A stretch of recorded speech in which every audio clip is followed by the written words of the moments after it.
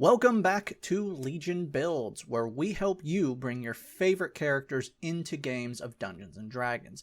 If you like this video, please like and subscribe to our channel and check out our Patreon.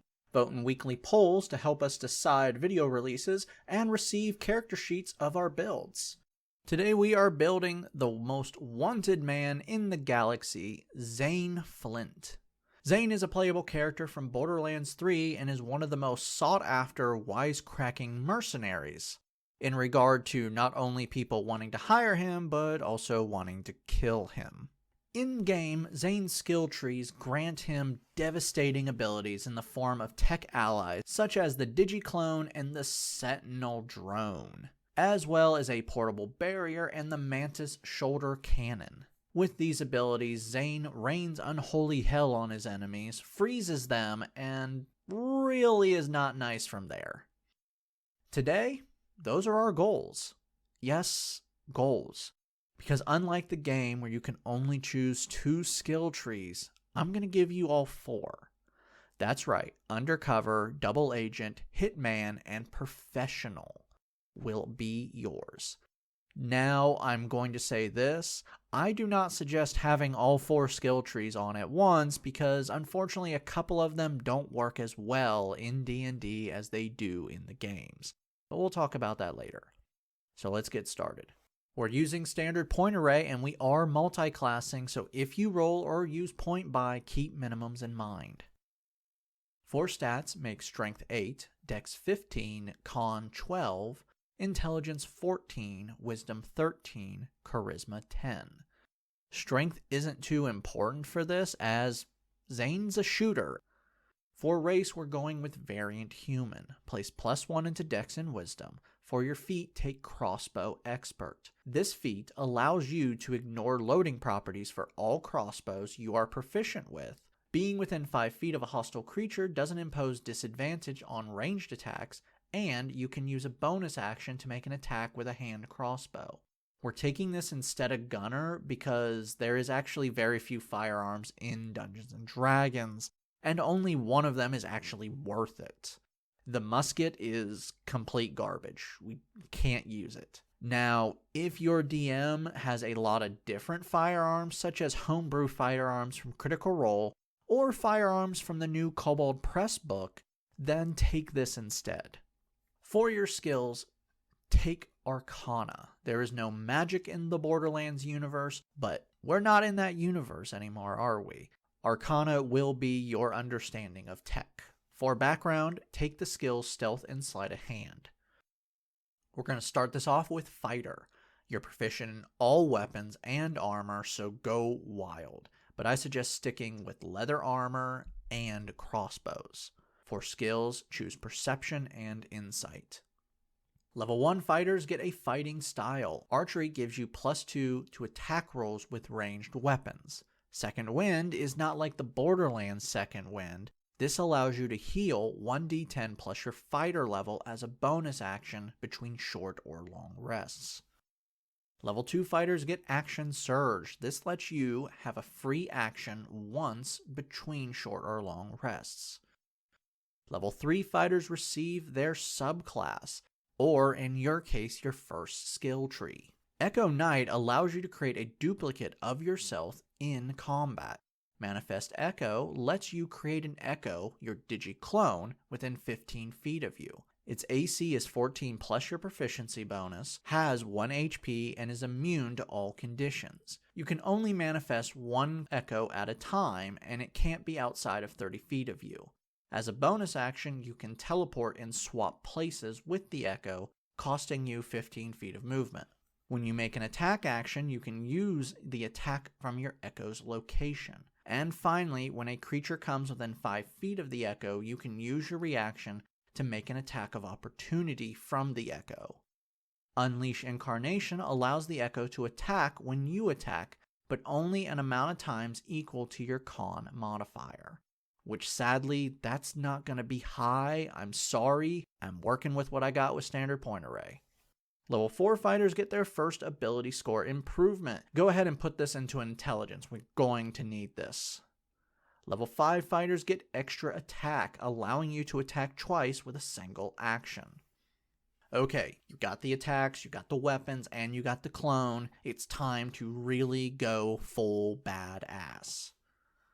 Level 1 Artificers get Magical Tinkering. This lets you imbue a small item with a magical effect. This is not really that important as this is a flavor ability, but I will go over it a little bit. The items can be light, messages, emit a noise or odor, or create a static image. And you can only do this a number of times equal to your intelligence modifier. Most importantly though, you are now a spell caster. You can prepare a total number of spells equal to your intelligence modifier plus half your artificer level, which is why we need your intelligence up. Thunderclap lets you perform a ground slam, forcing all creatures within 5 feet of you to make a con save, or receive 2d6 thunder damage. This will increase over time to become 4d6. Mending lets you repair an item by touching it. Featherfall lets you take no fall damage regardless of the height. Best addition to Borderlands ever. Longstrider increases your movement speed by 10 feet for up to 1 hour. Cure Wounds lets you heal 1d8 plus your intelligence modifier. Tasha's Caustic Brew fires a 30-foot line that covers every creature in the line that fails a dex save with acid. As long as you maintain the spell, they take 2d4 acid damage till they clean it off.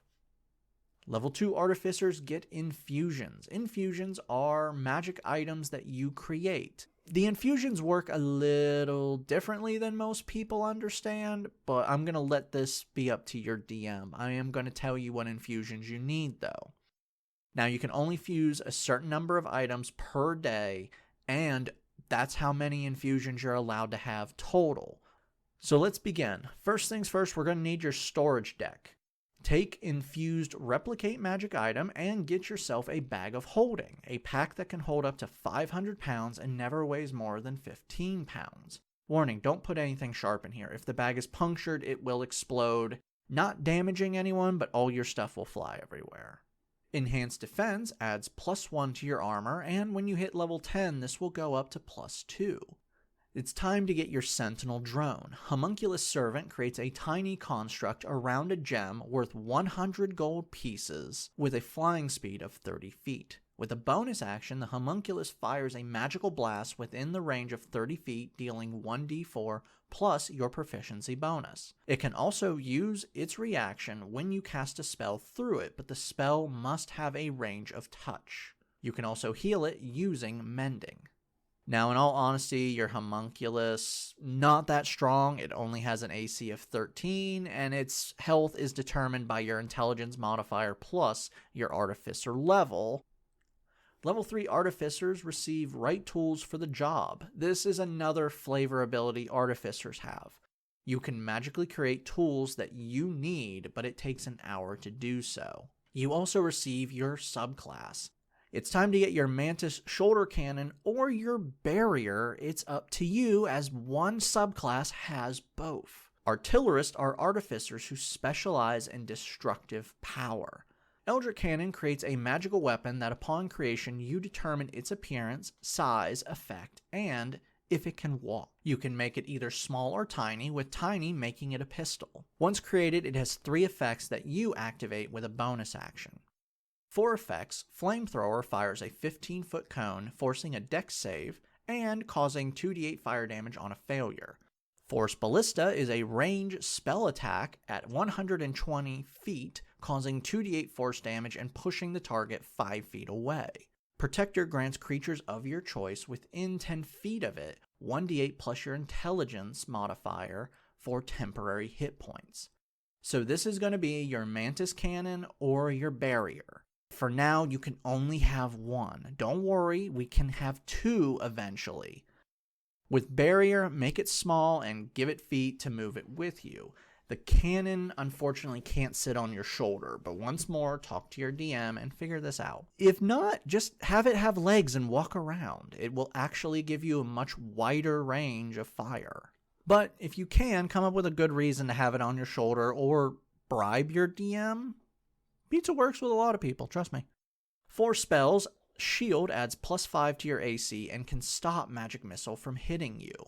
Thunder Wave is a better ground slam than Thunderclap. You send out a wave of force within a 15-foot cube, forcing a con save, and on a failure, the creature takes 2d8 thunder damage and is pushed 10 feet away from you. Level 4 Artificers get another ability score improvement. Bump up your intelligence to hit better with your cannon and grant more temporary HP. 4 spells, jump triples your jump distance. So you got double jump now.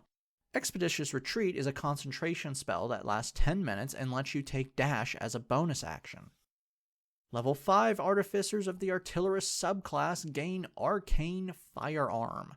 This lets you empower a wand, staff, or rod to increase damage spells that you cast through this as a spellcasting focus, dealing an extra d8 of damage. 4 spells, Scorching Ray fires 3 beams of intense heat, causing 2d6 fire damage on a hit. Shatter releases a blast of intense sound within 60 feet of you. Every creature in a 10-foot radius sphere must make a con save or take 3d8 thunder damage. Level 6 Artificers get Tool Expertise. You now add double proficiency with your tools you are proficient with. This includes Thieves' Tools, Tinker's Tools, Wood Carving Tools, and one more of your choice. You also get a couple more infusions here, so go wild. You also get 2nd level spell slots. Lesser Restoration lets you end 1 disease or condition effects such as blinded, deafened, paralyzed, or poisoned. Level 7 Artificers get Flash of Genius. When you or another creature you see within 30 feet of you makes a skill check or saving throw, you can use your reaction to add your intelligence modifier to the roll. You can do this a number of times equal to your intelligence modifier and regain all uses after a long rest. Level 8 Artificers get another ability score improvement. Bump up your dex for better shots. For spells, Identify lets you identify an item you touch. You will learn all you can about it if it's a magical item. You learn how to use it if it has charges, requires attunement, and what it does. You can also use this on a creature and learn if a spell is affecting them. Level 9 Artificers of the Artillerist subclass get Explosive Cannon, upgrading your Eldritch Cannon to become a bomb. Now all damage done by the cannon increases 1d8 and your cannon detonates. Using an action, you can cause the cannon to explode, causing 3d8 force damage on a failed dex save. 4 spells, Fireball creates a 20-foot radius blast within 150 feet of you, forcing a dex save and causing 8d6 fire damage on a failure. Windwall creates a barrier of wind, 50 feet long and 15 feet high, protecting everyone behind it. Projectiles such as arrows, bolts, bullets, and javelins are stopped by the wall. Also, any creature standing where the wall forms must make a strength save or take 3d8 bludgeoning damage.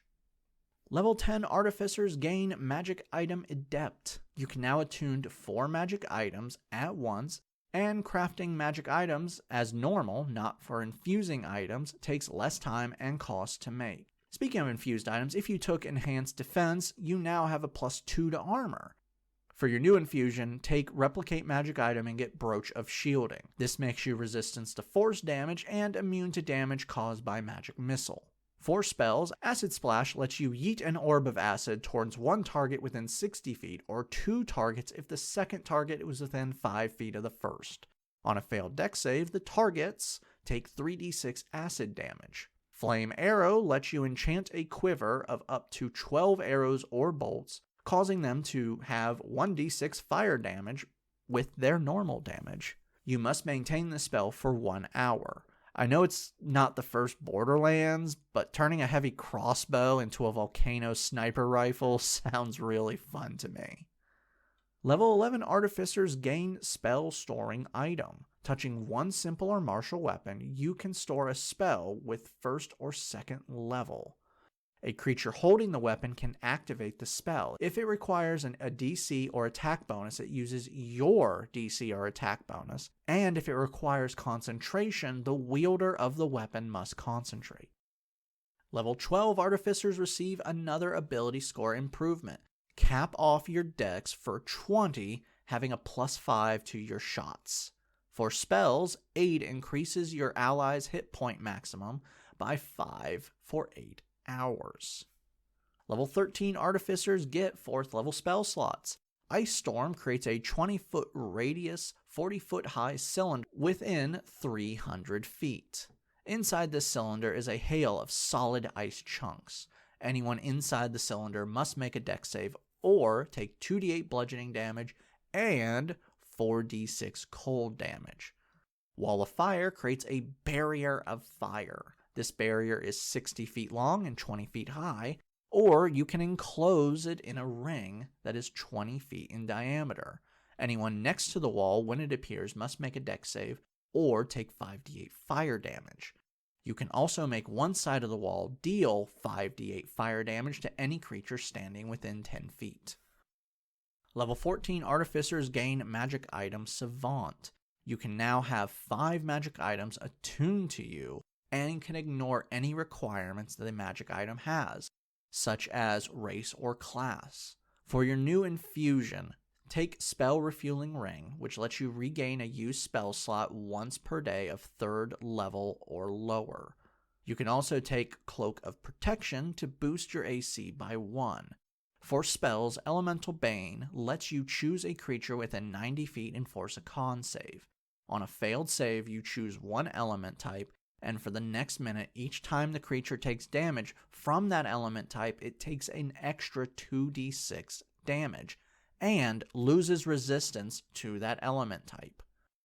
Ray of Frost is a 60-foot range spell attack that deals 4d8 cold damage and reduces the target's speed by 10 feet till your next turn.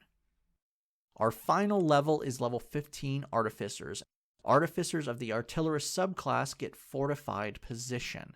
You can now have 2 Eldritch Cannons, and they can be completely different. And you can activate both with the same bonus action. Also, your cannon now creates a shimmering field, granting half cover within 10 feet of it. Time to dive into this build. You have amazing versatility, creating a field covering your allies and granting temporary HP while blasting enemies with 3d8 Force Blast.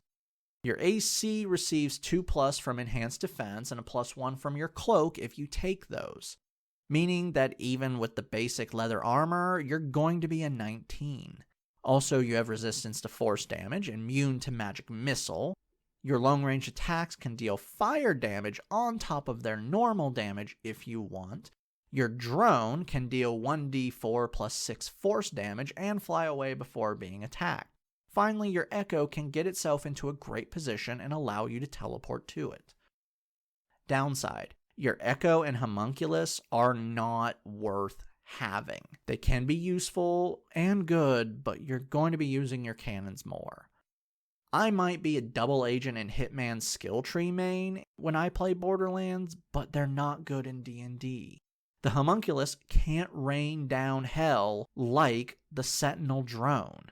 It can't slow people down, it can't cause area effects. The Echo can't match your damage type. It's not as good.